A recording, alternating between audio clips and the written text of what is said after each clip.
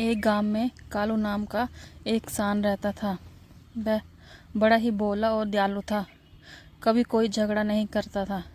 अगर उससे कोई कुछ भी कह दे फिर दोबारा उससे पलट कर जवाब देता नहीं था। उसके घर में उसके और उसकी पत्नी के अलावा और कोई सदस्य भी नहीं थे। उनकी शादी को पूरे 5 साल हो चुके थे, मगर उनका एक भी बच्चा नहीं था, जिससे कालू की पत्नी बहुत उदास रहती थी। उसे देख गांव की कुछ औरतें उसे बांझ कहती थी और अनेक तरह के बातें कहकर उसे चिढ़ाते थे, जिसे सुनकर कालू की पत्नी रोती हुई चुपचाप अपने पति को बिना बताए घर में चली जाती थी। कालू यह सब देख समझ जाता था, मगर वह भोला भाला बेचारा अपनी गरीबी से परेशान दिन भर खेत में काम करते करते थका हारा चुपचाप जो भी रूखा सूखा खाना मिलता उसे ही खाकर सो जाता था। कालू और उसकी पत्नी एक दूसरे को बहुत प्रेम करते थे और हमेशा भगवान से प्रार्थना करते थे हमें एक बच्चा मिल जाए। एक दिन कालू रोज की तरह अपने खेत में काम करने गया था। उस दिन वह काम में इतना व्यस्त था कि उसे पता ही नहीं चला कि कब शाम हो गई और जल्द ही रात हो गई।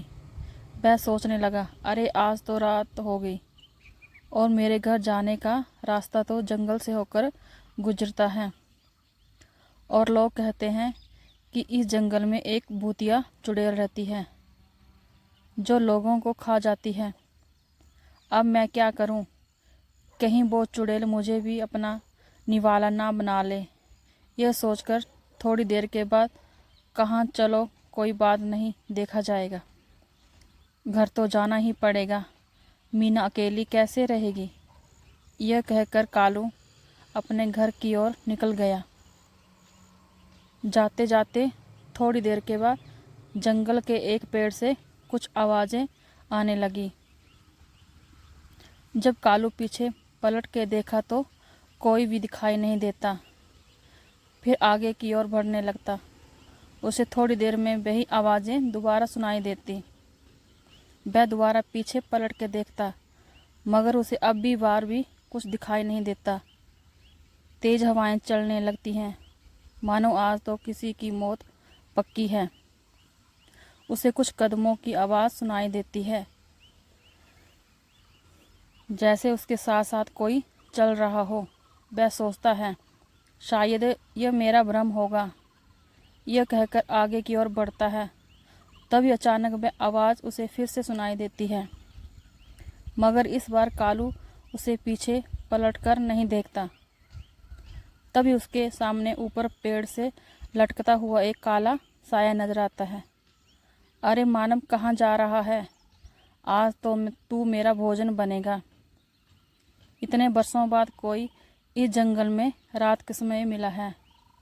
आज तो तुझे नहीं छोड़ूंगी। यह देख कालू डर के मारे कांपने लगता है और कहता है, नहीं, मुझे छोड़ दो चुड़ैल जी। घर में मेरी पत्नी मेरी राह देख रही है। अगर मैं नहीं गया तो वह मर जाएगी। चुड़ैल उसकी बातों को नहीं मानती और ऊंचे डरावनी आवाज़ में कहती है, अरे मैं तो आज तुझे कच्चा चबा जाऊंगी।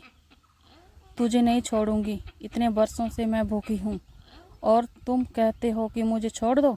ये कहते हुए हंसती है, हा हा हा हा।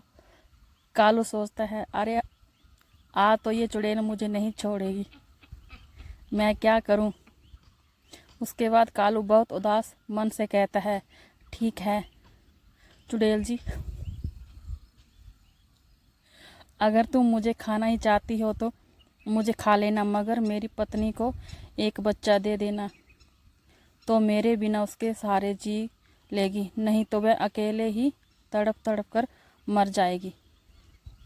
इस पर चुड़ैल कहती है, अरे मैं कैसे बच्चे दे सकती हूँ, ये तो तुम्हारा मसला है, इसे तुम्हें समझना चाहिए। कालू कहता है, चुड़ैल जी, हमारी शादी को पूरे 5 साल हो गए हैं, मगर हमें एक भी बच्चा नहीं हुआ है। यह सुनकर भूतिया चुड़ैल बहुत दुखी हो जाती है और कहती है, अरे मानव, यही दशा मेरी भी हुई थी।